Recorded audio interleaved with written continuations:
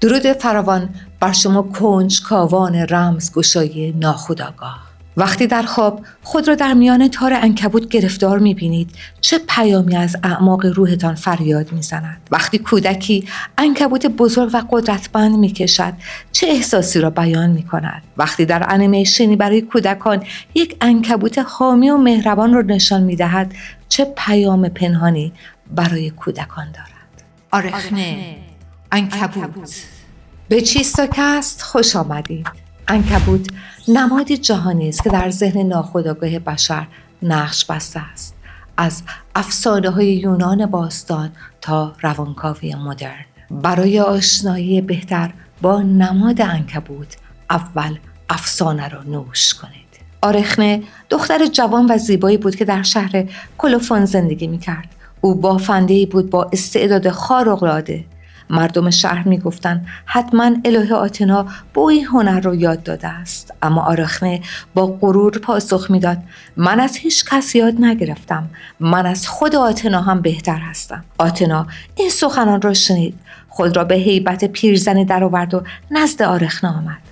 دخترم، از برانگیختن خشم خدایان بپرهیز، سپاسگزار الهه هنر و خرد آتنا باش. اما آرخنه خندید. آتنا در بافندگی نیست همچون من نیست، بیاید و با من مسابقه دهد. آتنا پرده از چهره برداشت، آرخنه را به مسابقه فراخواند. ابتدا آتنا پارچه‌ای بافت که شکوه خدایان را نشان میداد. زئوس بر تخت، هرا در کنارش و سایر خدایان با عظمت در المپ. اما آرخنه پارچه‌ای بافت که رسوایی خدایان را فاش می‌کرد. زئوس در حال خیانت، پوسایدن در حال فریب، آپولو در حال دروغ. پارچه آرخنه بی‌نقص بود، حتی آتنا هم نمی‌توانست عیبی در آن بیابد. خشم آتنا شعله‌ور شد، نه از هنر آرخنه بلکه از جسارت او در افشای حقیقت. آتنا پارچه را پاره کرد. آرخنه سرشکست و ناامید به جنگلی پناه برد و خود را به دار آویخت. اما آتنا طناب دار او را شل کرد و گفت تو می‌خواستی تا ابد ببافی؟ پس تا ابد خواهی بافت. طناب تبدیل شد به تار عنکبوت و آرخنه تبدیل شد به عنکبوتی که تا ابد بی وقفه با صبر و دقت می‌بافد، تار می‌بافد. و اما نام علمی عنکبوت از یونان باستان و نام آرخنه گرفته شده است. در روانشناسی آراکنوفوبیا به معنای ترس از عنکبوت و در علوم پزشکی پرده‌ای در مغز انسان که شبیه تار عنکبوت است آراکنوید نامیده می شود. در زبان فارسی عنکبوت کارتنک، تارتنک و تنک نامیده می شود. قبل از اینکه به نماد عنکبوت در تحلیل رویا و تفسیر خواب بپردازیم، چند واقعیت علمی رو که در این امر موثر هست رو بشنوید. عنکبوت شکارچی هوشمندی است که مایع حذف کننده به طعمه تزریق می کند، دندان ندارد و تار او بسیار قدرتمند است. اگر تار عنکبوت پاره شود فوراً تعمیرش می کند، هرگز تسلیم نمی شود و تا زمانی که زنده است می بافد. اما یک واقعیت تلخ این است برخی از عنکبوت‌های ماده پس از جفتگیری نر رو می‌خورند، نمادی از قدرت مادرانه و قربانی کردن شریک برای بقای نسل. و اما بخش جذاب تحلیل رویا. یونگ عنکبوت را یک کهن الگوی جهانی و مشترک در ناخودآگاه جمعی می‌داند. عنکبوت می‌تواند نماد آنیما، جنبه زنانه روان باشد، جنبه خلاق، شهودی، عاطفی روان. عنکبوت با کیفیت بافتن خود نماد خلاقیت، صبر و توانایی ما در بافتن و شکل دادن به سرنوشت و زندگی خودمان است. این نماد می تواند جنبه کاملا مثبت و سازنده داشته باشد. همچنین می تواند نماینگر بخش سرکوب شده و تاریک شخصیت یا سایه باشد. دیدن عنکبوت‌های غول پیکر در خواب می‌تواند نشان دهنده تعارض‌های درونی حل نشده یا نیازهای روبرو شدن با ترس‌های پنهان و بخش‌های سایه شخصیت باشد. یونگ معتقد بود که چنین نمادهایی در خواب فرد را ترغیب می کند تا احساسات سرکوب شده خود را به خودآگاه بیاورد و آنها را در شخصیت خود یک پارچه کند تا به کمال روان برسد. یونگ بر این باور است اگر در خواب خود را در تار ببینید، ناخودآگاهتان می‌خواهد به شما بگوید که در الگوهای قدیمی گیر کرده اید. اگر عنکبوتی را می‌کشید، در حال مواجهه با ترس‌های خود هستید. اگر تار می‌بافید، در حال خلق معنا و نظم در زندگی خود هستید. ولی تفسیر فروید از عنکبوت عموماً بر پایه تعارضات جنسی و روانرنجورهای فرد استوار است. از نظر او عنکبوت نماد مادر و قدرتمند است، تصویری که همزمان هم ویژگی‌های مادرانه دارد و هم نماد مردانگی است. این نماد می تواند بیانگر ترس از اختگی توسط مادر یا تعارضات حل نشده مربوط به قدرت مادر در دوران کودکی باشد. فروید خواب عنکبوت را نشانی از اضطراب‌های جنسی سرکوب شده یا تجربیات آسیبزا در دوران کودکی می داند و بر این باور است که عنکبوت در خواب مردان ترس از زنان قدرتمند را نشان می دهد و عنکبوت در خواب زنان رقابت با مادر یا ترس از قدرت زنانه خود. امروزه روانشناسان تار عنکبوت را شبکه‌ای از روابط انسانی می‌دانند. تار سالم و منظم روابط سالم و متعادل را نشان می‌دهد. تار پاره و آشفته به روابط آسیب دیده اشاره دارد و بافت تار جدید ترمیم و بازسازی زندگی را نشان می‌دهد. جالب است بدانید شبکه جهانی وب در فارسی تار نما و به عربی الشبکة العنکبوتیه نامیده می شود.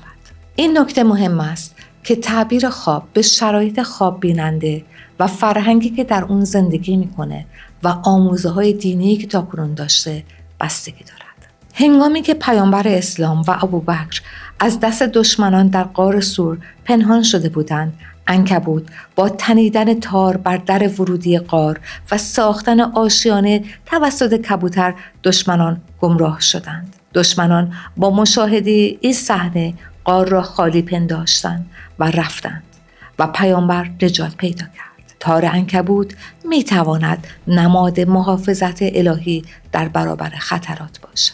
و اما تحلیل و تفسیر نقاشی کودک. وقتی فرزند شما در نقاشی یک عنکبوت بزرگ میکشه، ناخودآگاهش چه مسئله‌ای رو فریاد میزنه. عنکبوت معمولاً نماد مادر قوی و قدرتمند است. وقتی کودکی عنکبوت بزرگ و قدرتمند میکشد، نیاز به حمایت مادرانه و احساس امنیت رو دارد و وقتی عنکبوتی را با پاهای بلند میکشد، به معنای احساس تسلط بر محیط رو داره و مادر رو به عنوان محافظ خود میدونه. ولی وقتی که عنکبوتی ترسناک بکشد، احتمالاً رابطه پیچیده با مادر رو اشاره داره و ترس و وابستگی رو نشون میده و تار پاره و آشفته احساس ناامنی یا بحران خانوادگی. ژوزفین بورژوا، مجسمه ساز فرانسوی آمریکایی، مجسمه مامان را در سال 1999 ساخت. عنکبوتی به ارتفاع 9 متر از فولاد و سنگ مرمر. 6 نسخه برنزی از آن در سراسر جهان نصب شدند. چرا عنکبوت؟ بورژوا در دوران کودکی ترومای سنگین را تجربه کرد. او چنین عنوان کرده است: عنکبوت قصیده است برای مادرم. او بهترین دوست من بود. مانند عنکبوت مادرم یک بافنده بود. خانواده من در کسب کار ترمیم پرده ها نقش دار بودند و مادرم مسئول کارگاه بود. مانند عنکبوت مادرم بسیار باهوش بود. عنکبوت‌ها موجودات دوست داشتنی هستند که از پشه‌ها تغذیه می‌کنند. پشه‌ها باعث گسترش بیماری می‌شوند. بنابراین عنکبوت‌ها مفید و حفاظتگر هستند، درست مانند مادرم. و اما نماد عنکبوت در سینما. انیمیشن تار شارلوت's وب، داستان دوستی فوق‌العاده‌ای بین شارلوت، عنکبوتی باهوش، و ویلبر، خوکچه‌ای که قرار است کشته شود است. شارلوت با بافتن کلماتی مثبت، با ایجاد باورهای مثبت در تارش، ویلبر را به خوکی معجزه‌آسا تبدیل می‌کند و جانش را نجات می‌دهد. این داستان زیبا درباره قدرت دوستی، فداکاری و این است که کلمات و مهربانی می توانند جهان را تغییر دهند. تار او نماد قدرت کلمات و خلاقیت است که می آموزد حتی کوچکترین موجودات هم می توانند تغییرات بزرگ ایجاد کنند. اگرچه شارلوت در پایان می میرد، اما فرزندانش راه او را ادامه می دهند. نمادی از ماندگاری عشق و میراث نیک که به کودکان درس فداکاری، دوستی واقعی و قدرت مهربانی را می آموزد. این انیمیشن می تواند احساس منفی و ترس از عنکبوت را در کودکان کاهش دهد و نگاهی جدیدی را به کودکان از زندگی نشان دهد. این انیمیشن جنبه آموزشی و درمانی دارد. آن را برای فرزندان شما پیشنهاد می کنم. و اما ابرقهرمان‌ها یا سوپر هیروهایی که در سینما از عنکبوت الهام گرفته شده، اسپایدرمن و اسپایدر وومن. برای بسیاری از کودکان اسپایدرمن و اسپایدر وومن فقط یک ابرقهرمان نیستند. آنها نمادی این حقیقت هستند که همان چیزی که تو را متفاوت می‌کند در واقع بزرگترین قدرت توست و شبکه‌های حمایتی برای خود بساز. درسی که هر کودکی نیاز دارد بشنود. تفاوت‌هایت را بپذیر و از آنها برای بافتن سرنوشتت استفاده کن. کودکانی که تمایل به روابط اجتماعی دارند جذب شخصیت اسپایدرمن و اسپایدر وومن می شوند. بسیاری از کارگردانان نام فیلم را همچون کلیدی رمزآلود انتخاب می کنند. فیلم عنکبوت مقدس نیز از یک نماد به صورت یک پارادوکس شگفت‌انگیز استفاده کرده است. مردی که دست به جنایت‌های وحشیانه می‌زند، اما در اعماق ذهن آشفته‌اش خود را فرستاده الهی می‌پندارد. او باور دارد که مأموریت دارد شهر مشهد را از ناپاکی‌ها پاکسازی کند و همین باور جنایت‌هایش را در نظر خودش مقدس می‌سازد. عنکبوت مقدس در واقع پنجره‌ای است به جامعه‌ای که ناخواسته ممکن است خشونت را تقدیس کند. فیلم به وضوح نشان می‌دهد چگونه برخی از افراد قاتل را نه یک جنایتکار بلکه قهرمانی مقدس می‌بینند که به نام مذهب دست به عمل می‌زند. از سوی دیگر عنکبوت که شبکه پیچیده می‌تند نماد در همتنیدگی قدرت، سنت‌ها و باورهای جامعه است. قبل از اینکه راهکارهای درمانی رو براتون بیان کنم، یادتون نره کانال رو سابسکرایب کنید. چیزی که امروز دریافت می‌کنید ممکن است کلید راهگشای مسئله فردای شما باشد. و اما راهکارهای درمانی در فنگ شویی تار عنکبوت نماد انرژی راکد و فرصت‌های از دست رفته است. برای جریان ثروت گوشه‌های تاریک منزل را کاملا پاکسازی کنید و از نورپردازی مناسب در گوشه‌ها استفاده کنید.